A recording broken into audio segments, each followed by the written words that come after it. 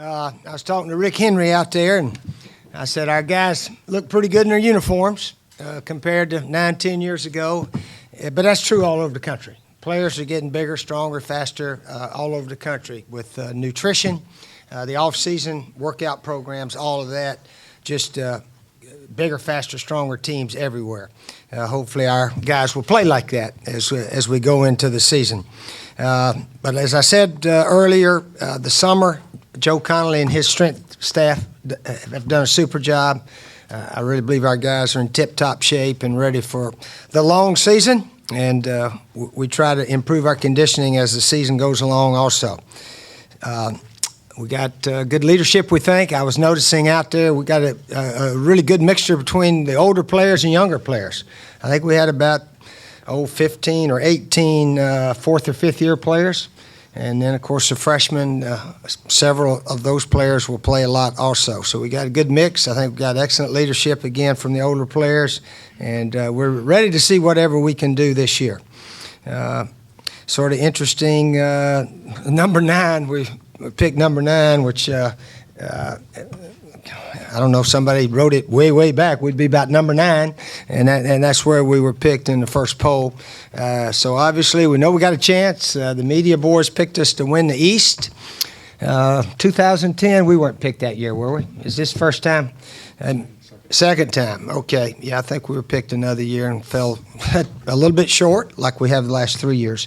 But certainly that's our goal. Our goal is to win the East, and if we're fortunate enough to do that, our goal will be to win the SEC. But other than that, we go one game at a time, and we'll just be talking about Texas A&M pretty much until that one's over. And then after that, East Carolina, Georgia, and on down the line, so forth. But I really think these players all like each other. The effort last night in our conditioning drills after practice was some of the best that I've seen around here. Nobody standing on the sideline. Nobody was hurt. Nobody was pouting. And everybody was just going full go. It was sort of fun to watch. So whatever that means, I don't know, except that we'll start finding out August the 28th. Okay, any questions? What you got? Okay. Steve, with Mike's hamstring, is there a set date that you guys want to have him back in practice so he'll be ready for the tournament? Mike was running around pretty well last night. In fact, he probably could have practiced, but trainers held him out. So I think he's scheduled to practice full go maybe Monday. If not tonight, he may go out there tonight. So he's pretty much okay. But David Williams, Sean Carson, Brandon Wiles, they look good. They've had excellent summers conditioning. They're all faster than they've been. So they're ready if Mike can't go. What's your take on these quarterback camps, and more specifically like the Dylan Thompson is going to one last May, I think it was? That's right. You're back asking questions, aren't you? Okay, that's right. You're all right. Dylan went to the Manning camp, and he went to one up in Ohio last year. And I said, yeah, come back and tell me if they're telling you anything different. They do tell him a tiny bit different. So I tell him, well, you know, whatever's comfortable. I'm not a big stickler on the way we throw it. Pretty close to stickler on holding the ball in 2 hands and stepping and throwing and all that kind of stuff. But I think the quarterback coach or the offensive coordinator guy on every team should be coaching his quarterbacks and not those guys. But those guys seem to be helpful, I guess, and high school kids, college kids are all going to them. So if it helps them, that's fine. But I used to think that's what I'd do, is coach those quarterbacks, right, Rick? So, and G.A. Mangus does a super job coaching them too. So we feel like we got plenty of coaches around here. Hey, Dan Wolken from USA Today, Coach. Right. Reflecting a little bit on your 10th year, this is now 2 10-year runs at 2 different schools. What does that mean to you? And also, you know, unless you're planning on leaving anytime soon, you're going to coach more games here than you did at Florida. Would you have ever? Well, possibly. We don't know the future. Well, none of us know the future. Hopefully. Hopefully. Would you have ever thought that was possible when you started here? Well, yeah, I thought it was possible to do 8 to 10. Yeah, I did, certainly. And I told everybody that's what I wanted to do. And I sort of told everybody I'm not here for 2 or 3 years, and try to find one of those jobs that maybe has more advantages than this one used to have. Now this one has the advantages. It's clear now that with the facility upgrades and our track record, we have turned into a school with some advantages. And it started, I think, with the boosters. Eric Hyman finding the boosters and giving the money to build our facilities to a level as good as anybody. And then now we got to go recruit best players in our state. Stephon Gilmore, then Lattimore, Clowney, Alshon Jeffrey, and all those guys. So it's been it took a few years to sort of get where we are. But that doesn't mean we've got it made. That's for sure. We could fall flat on our face this year if we don't watch it. But I really think this is a team that will prepare to play the best they can each year. So I do think we're a school with advantages now. We graduate our players, they stay out of trouble, and we win. That's what we all try to do, and we send them to the NFL. So we have a track record for all that. Yep. Steve, after 2 practices, have you been able to identify some of the freshmen that definitely can help you out this season? Both of those 2 freshman DBs, it didn't take them long, Chris Lamons and Wesley Green, to show that they could play. Al Harris Jr., another freshman. Those 3 are out there, and they're competing at a high level with all the other players. I looked out there last night. I think one of them's already on the first-team defense. So, and then clear Bryson Williams to get back at safety. Certainly those players as freshmen can help us. This Debo Samuels is going to really be a good player. Shaq Davidson is injured a little bit right now, but he's close to being back. Other than that, we'll sort of let all the guys earn their way as they go. But it's a good-looking bunch of freshman guys. I've seen Nosvich out there. The linebacker looks pretty good, too. Bryson Allen Williams, named after our stadium here, I think. Bryson Allen Williams, that's his name. You have to put the Bryson first there and go. But, yeah, he looks good, too. Number 4 out there. Yeah. I see Nosvich out running around catching balls first couple of Yes, practices. sir. Is the position changed in the future, or is he going to stay a quarterback? Brendan Nosevich is a thick kid. He had the fastest shuttle, which means 5 yards back, 10 back, 15 back, and so forth on the team last year. And I don't know if he was top this year. He was close to the top. He's an athlete. He can run with it. He can catch. He's got good, thick hands. So we got to find a way to utilize his talents. And if it's tight end or slot receiver or wildcat quarterback, he's very capable. His passing has not been quite as good as the other guys, but he's a good athlete that we're trying to find a way he can help our team. Yeah.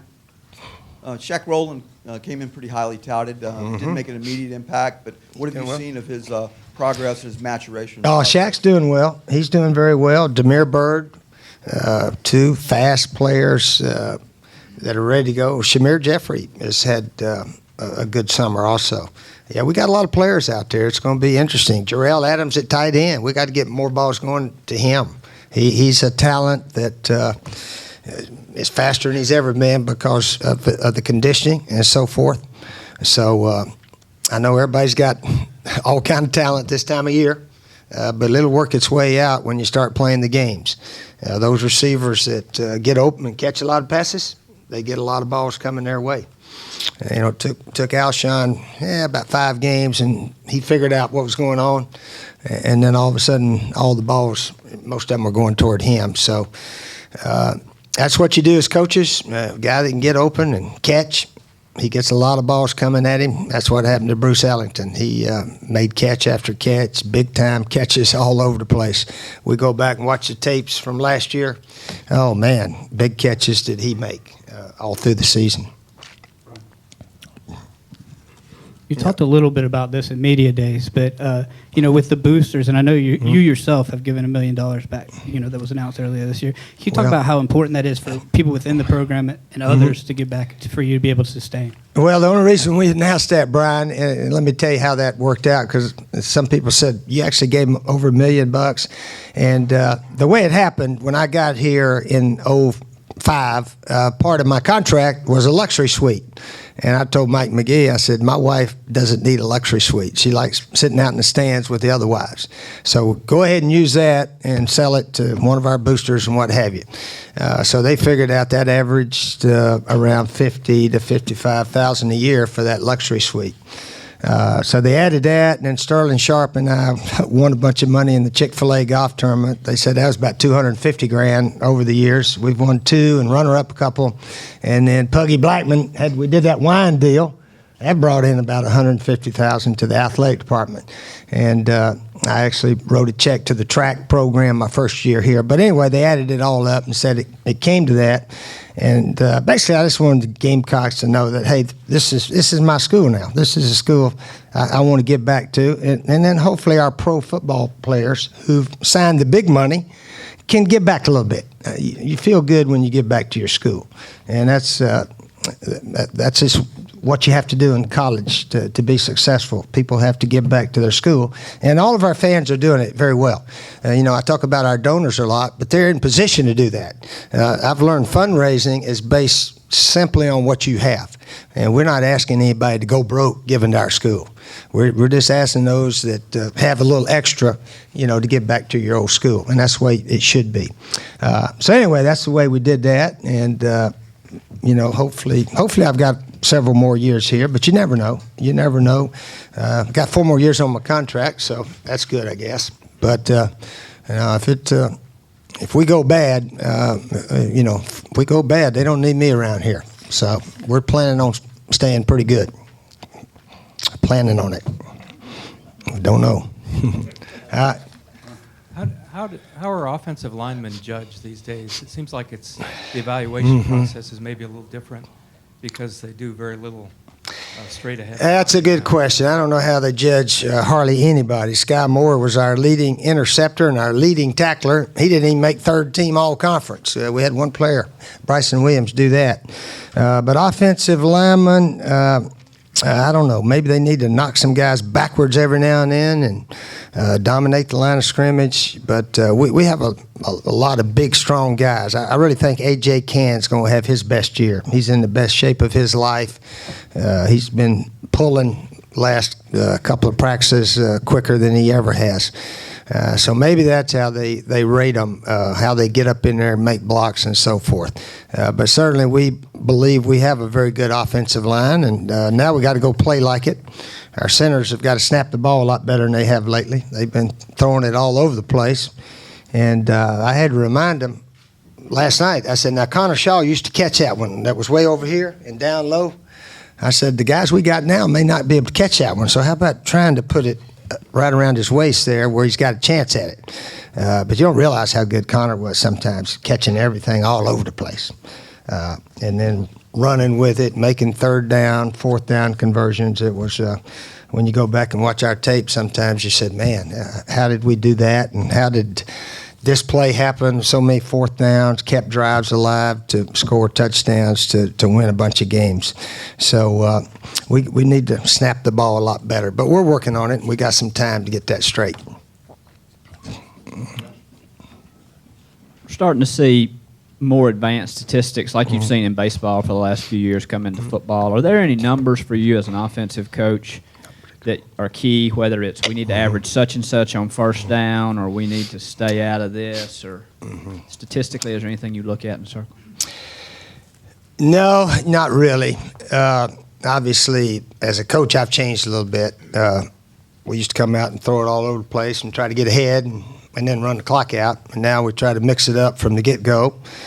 We try to protect our defense a little bit. It was interesting, that Wisconsin game, the last one we played, at the end of 3 quarters, both teams had the ball 6 possessions, and that was it, 6 possessions. And they ran the ball pretty well against us. I don't know if you know that. They had close to 300 yards. But we stopped them when we had to and got some turnovers when we needed to. And the possessions and all that, it protects your defense a little bit. And obviously when we play Clemson, we hope they only have about 60 plays, which we've been fortunate to do. So statistics, Now, the biggest one, of course, is the who wins the game, and there's all kind of ways to do it. You can try to outscore them, or you can try to fundamentally make every possession count and use some time as you go, and so forth. But I don't know. That used to be the team that run the ball the best usually wins. Well, that didn't happen in the bowl game against Wisconsin. They ran for more yards than we did. But usually it's, I don't know who makes the most plays. Could be a defensive play. Could be a Sky Moore interception in the end zone like we did against those guys. Huge play in the game. So just making plays. Team that plays the best usually wins, not necessarily who gained the most yards or all this, that, and the other. South Carolina just reported 22 minor violations to the NCAA, and one of them was for impermissible icing on a cookie cake, and I was just wondering your thoughts on NCAA cracking down on icing on cakes.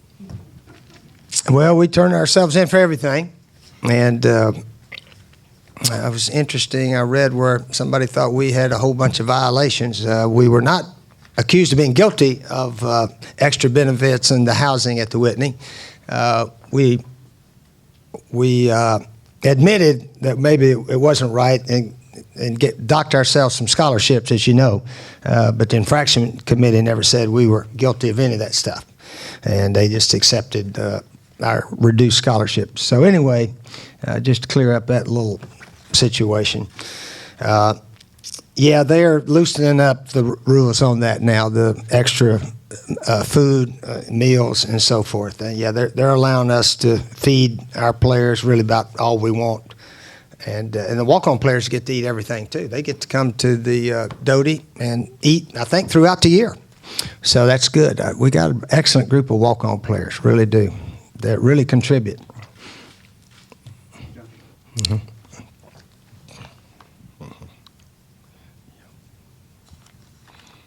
I'm thinking specifically of running backs, but does the brutality of the game, how much has it changed since you played and since you started coaching, just in terms of the physical, how hard these guys hit each other? I think the game's a lot safer. And the new rules, I 100% agree with. Helmet to helmet. When J.J. Marcus hit that kid at Tennessee, and the ref came over and said, Coach, he hit him head to head. And they showed the replay, and I said, you're right. He hit him head to head. He's out. He's out of the game. And no question. So that's helped. That rule has helped. And our players have learned you don't have to hit them in the head. And hopefully we don't get hit in the head. So that has helped. And, the below-the-waist blocking and all that kind of stuff and protecting the quarterbacks, the game is a lot safer than it used to be. Back when I played, they allowed the rushers to hit the quarterback within one Mississippi, I think they used to say. After one Mississippi, you can't hit him. I don't know what the rule was, but they very seldom ever called roughing the passer back when I played. But anyway, they do call it now, and they protect the guys. So I really believe it is a lot safer game. Now, players are bigger, stronger, and faster, and they're running into each other harder. But if they do it sort of in a safe way, I think it's okay. What's happening, we're trying to eliminate low blows now. And they put a new rule this year that you can't hit the quarterback below the knees. We had a defensive back, Tennessee, hit our Connor Shaw below the knees a few years ago in a game. But fortunately, he got his foot out of the ground, or else it could have been a severe injury. So they've got that new rule going in this year. You can't hit the quarterback below the knees. Steve, I know you don't like you guys on Twitter or social media during the year. How about with recruits? That Penn State assistant said the other day that they've actually, stopped looking at recruits from some of the things they see on Twitter that they post. I mean, have you ever had a situation like that where you've seen somebody you were looking at and didn't like what they said on social media? Well, you probably need to ask our assistant coaches. They do all of that, keep up with it and so forth. We allow our players to use it as long as they're smart, and obviously we can check it. We got a guy that checks it all the time. So if they get out of line, we can stop it. So we've gone back and forth, and right now we used to collect cell phones the night before the game, and then Some guys are bringing 2. All right, take this one. And he got his other one. So you got to hope that they're conscious and preparation and all that kind of stuff to play the best they can kicks in. So we give them a lot of trust on those areas. Steve, you mentioned the walk-ons. Do you have any guys who might be able to grab an extra scholarship? Have you decided on that yet? Probably the guy leading the pack right now would be Carlton Hurd. Carlton Hurd in the summer graded out, right there with Dylan and A.J. Can and all those guys. He had an excellent summer, did everything coaches asked, plus a little bit more. And there's several other players that are doing well too, but Carlton's been here for a year, so he's going into his second year. He's probably the top guy right now. I think on Thursday, the NCAA is going to vote on giving the Super 5 conferences a little more autonomy in voting. Just kind of curious your take on that. Well, I like the other conferences too. Heck, those guys deserve a chance. Go play just like the big conferences. SEC, we got some down-the-line teams, just like every conference got down-the-line teams. The big 5 conferences all playing each other. I don't think that makes a lot of sense, really. Out of conference, playing East Carolina is a lot tougher game than maybe picking up one of those bottom Big Ten teams, And plus the fans around here would rather see a team from close by. So I don't know where it'll all come. Obviously, they don't listen to us coaches. They talked about cost of attendance scholarship, getting our players a little bit more money. We were in the team room the other night, and there's either the mailbox or some box that costs $25. And Chris Rogers said, that's not included in your scholarship. You got to pay $25. I said, you're kidding me, Chris. He said, no. I said, they have to pay it themselves? He said, yeah. They all have to pay $25 for a mailbox or something. I don't know what it was. And I said, gee, Merry Christmas. So that's what they're talking about, getting some extra kind of money to these players. These players don't have much now. They don't come from lavish backgrounds. Most of them, a few of them may have a little bit. But just to, make life a little bit more comfortable, I've always advocated, my last advocation, by the way, was $200 every game to the parents of 75 players and $200 to every player, 75 players. And the coaches, we just have to say, here's our 75 for this week. And not 120 or 115, but that's not going to happen. But I just think that's not a lot of money for these guys, and their parents paying hotels, meals, and all that, and they don't. A lot of them don't have very much. So, as much as coming in, I would hope someday that we could help out parents and the players a little bit. What have you seen from Dylan in his first couple of days at practice as far as leading the team and that kind of stuff? Yeah, Dylan's been doing that all summer, all spring practice and summer and so forth. He's ready to go, and he's getting a lot of work out there. He's he knows what's happening. He's been here quite a while, so we're going to let him earn his stripes as he goes. He didn't get much preseason fanfare, which is fair because he hadn't played much, but he's ready to play. Got to keep him healthy. Behind him, players hadn't played much at all. So we need to keep Dylan very healthy this year. But he's ready to play. Okay. Yes. Is this the best mix of talent with schedule that you've had since you've been here? Well, we don't know. We don't know till we play it out, as you know. The reason I like the schedule, now we got 2 good teams on the west side. Texas A&M, they've been in the top 5 or top 10 in the nation in recruiting the last 3 years. All them guys are there. Now, last year they had those 3 first-round picks and a bunch of young guys, from what I understand. But they're a very talented bunch, Texas A&M. And then we got Auburn, that almost won the national championship last year. So we got 2 of the best teams on the west that we're going to play. And, of course, Georgia plays Auburn also. I don't know who Missouri plays, but if we can play well within our division and win one or two of those maybe. But again, that's a lot of ifs. The only thing I said about the schedule, home, away, home, away, home, away, and all that, so it's pretty balanced. And historically, the best teams in the East are coming to our place. Georgia, Tennessee, and Missouri. Although Kentucky and Vandy, they've capable of beating us, we've lost at both places, so we know they can beat us also. Coach, I just wanted to know, just talking about, I know Mike Davis was out the other night of practice, but even when he's not out, just, his leadership and with the other guys, been talking about the guys behind him, but just really talking about his leadership on the field and off it too. Well, Mike's only a third-year player.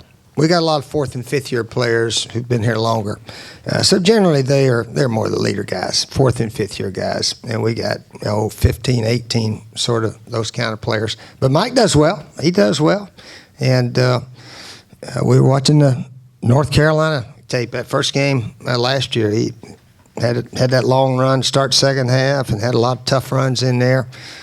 North Carolina, they were ready to play. They were fired up at the beginning of that game. And it was a good win for us. That one wasn't easy, and Mike was a big factor in that victory, no question.